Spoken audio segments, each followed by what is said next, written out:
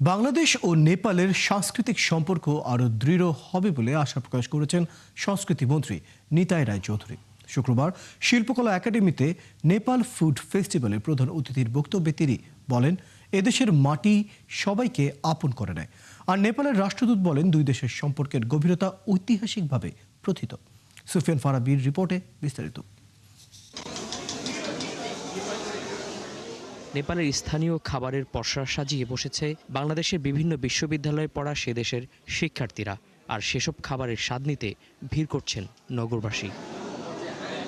শিল্পকলা একাডেমিতে আয়োজিত অনুষ্ঠানে অংশ নিয়ে ঢাকায় নিযুক্ত নেপালের রাষ্ট্রদূত বলেন, দুদেশের সম্পর্কের গভীরতা ঐতিহাসিকভাবে প্রথিত। প্রধান অতিথির বক্তব্যে সংস্কৃতি মন্ত্রী নিতাই রায় চৌধুরী বলেন, ঢাকায় পড়তে আসা নেপালের শিক্ষার্থীদের আপন করে নিয়েছে বাংলাদেশ।